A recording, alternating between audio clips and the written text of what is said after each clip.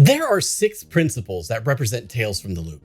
Your hometown is full of strange and fantastic things. Everyday life is dull and unforgiving. Adults are out of reach and out of touch. The land of the loop is dangerous, but your player characters can't die. The game is played scene by scene and the world is described collaboratively. By using these core principles and understanding the short list of rules for the game, you'll be an expert in no time. Let's go over the core mechanics of Tales from the Loop.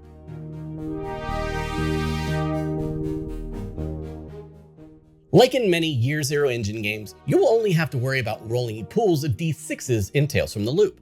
A successful dice roll is had when a single 6 is showing once all dice have been rolled. Sometimes, if the GM believes the trouble your kids are trying to overcome is exceptionally difficult, the number of success dice might raise to 2 or possibly even 3 for near impossible or overly dangerous situations. If you aren't able to get any successes or not enough successes to overcome the trouble at hand, it'll be considered a failed roll. If you fail to overcome trouble, you still have 2 common options and 1 situational one to help attempt to succeed. The first option is to push your roll, meaning you can reattempt the roll you just made, but you will end up taking an automatic condition.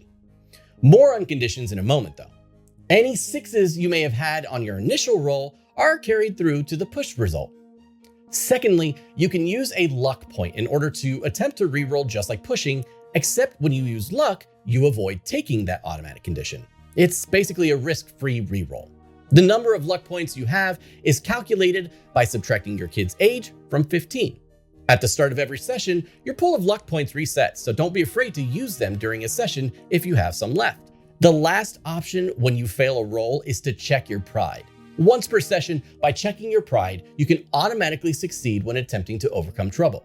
If you've already succeeded on a roll, checking your pride will score you 1 single extra success on that attempt.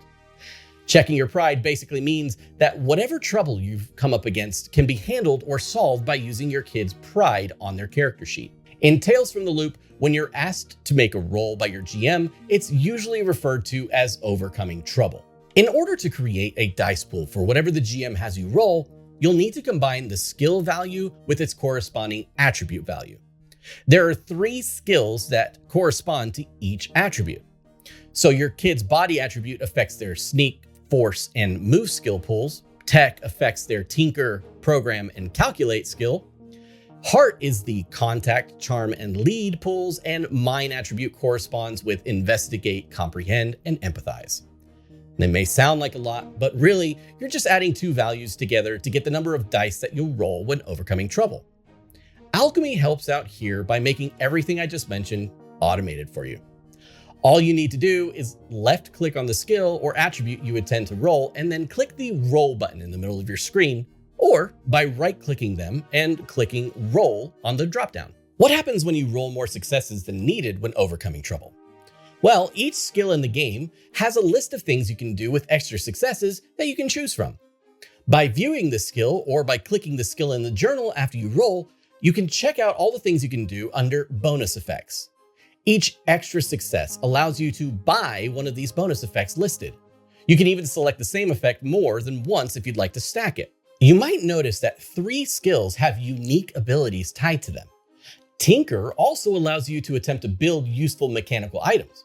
Program is similar, except you can create more electronically centric items.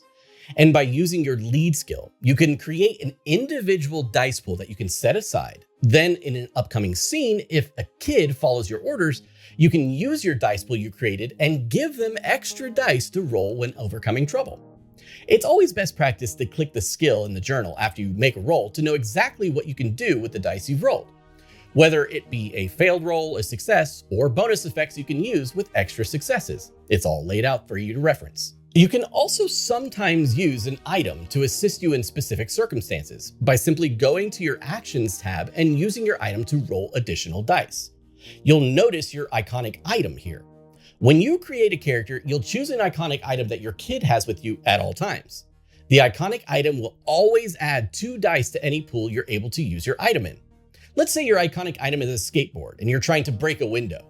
You could ask your GM if using your skateboard would help. And if the GM says go for it, you'll add 2 additional dice to your attempt at overcoming trouble.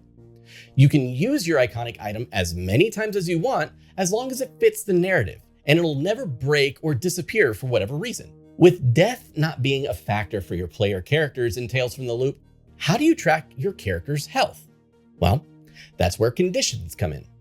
When you try to overcome trouble, but fail, or if you push a dice roll, you may be forced to take what's called a condition.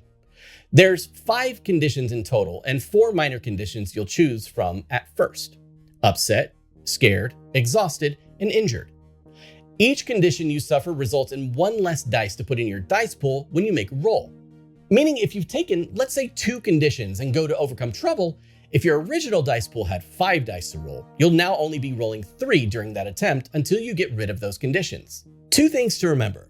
You can never roll less than 1 die, and when pushing a roll, you'll only take a condition after the reroll has been made. Tracking this in Alchemy is made easy by clicking on the condition tracker attached to your character portrait, moving the tracker to represent how many conditions you currently have, and clicking the white check mark.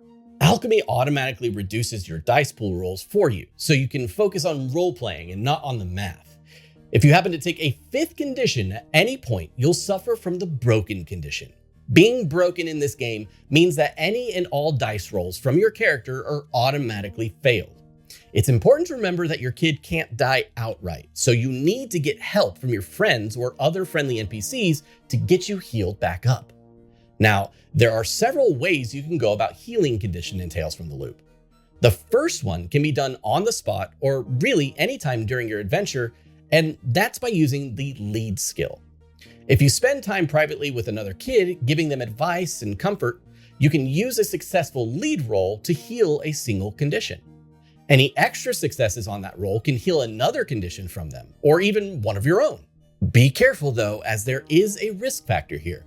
If you fail your lead roll while trying to heal another kid, you'll gain the same condition you set out to heal on your character. Now, unfortunately, you can't get rid of the broken condition this way, but there are 2 other ways that you can.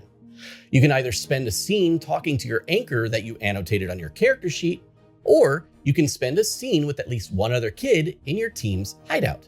By taking either of these options, your kid heals up, removing all conditions, including broken. And with that, you've got everything you need to play in the world of the Loop. I hope you found this video helpful, and if you did, why not hit that subscribe button? It helps out a lot, and it helps bring you the info you're looking for when it comes to TTRPGs and the Alchemy Virtual Tabletop. Thanks for hanging out, and I'll see you all on the next one. Bye, everybody.